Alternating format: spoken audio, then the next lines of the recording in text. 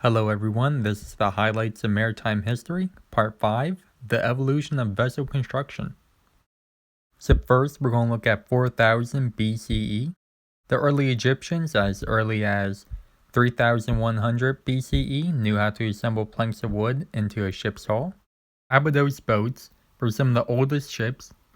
They are made from wooden planks that were sewn together. The planks were lashed together with woven straps. The seams were sealed with reeds or grass by being stuffed between the planks.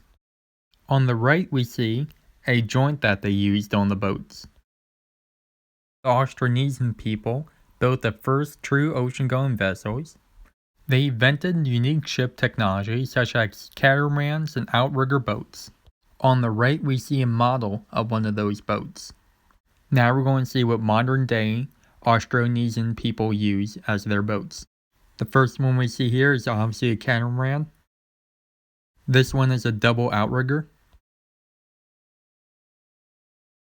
Here is a model of a single outrigger. And here is another double outrigger. And these boats that I just showed you are very similar to what their ancestors used, including this paddlecraft that we see. Around 3000 BCE, we see Khufu's ship that measured 43.6 meters. It was sealed in the pit in the Giza Pyramid complex. The planks of this ship are fastened together with special joints. On the right, we see a reconstruction of the ship. Here is a model of the ship. Around 2000 BCE, we saw the ancient Egyptians' 18th dynasty ships. These were about 80 feet in length, had a single mast, and sometimes consist of two poles lashed together at the top. This lashing made an A shape. There was also a mounted single square sail. There was also an additional spar along the bottom of the sail. This vessel could also be paddled along with oars, and it was constructed out of cedar wood. Around 1000 BCE, the Chinese built large rectangular barges known as castle ships. They were essentially floating fortresses. They had multiple decks with guarded ramparts. Boats during this era were essentially river boats. There was not many sea-going vessels. Around the early 1000 CE, the Chinese built ramming vessels. In the 1st century, they developed the stern-mounted rudder. This caused oar-steered ships in China to lose favor. These vessels are of Roman and Greek descent. However, they look very similar to the Chinese ramming vessel. Next, we're going to look at the Vikings. Their ships were made out of clanker boat hulls of plank boards tied together with leather thongs. Here is another picture of the Viking longship. In the 12th century, northern European ships began to build with a straight stern post. This enabled the mounting of a rudder. This is also more durable than the steering oar held over the side. If you look on the right, you see what I mean by a straight stern post. Next, we're going to look at the early Ming Dynasty. They built several large ships, including the treasure ship. As the name suggests, it held treasure.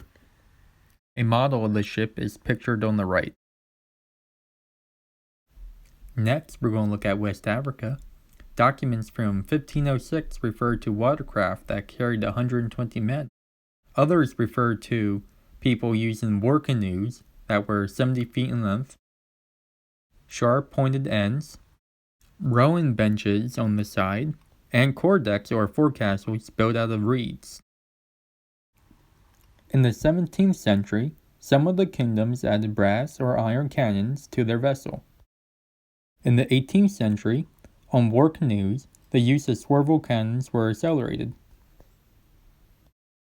Now let's turn our attention to Europe in the 14th to 15th centuries. There was the development of a 3 or 4 mast ocean-going sailing ships like the ones pictured on the right.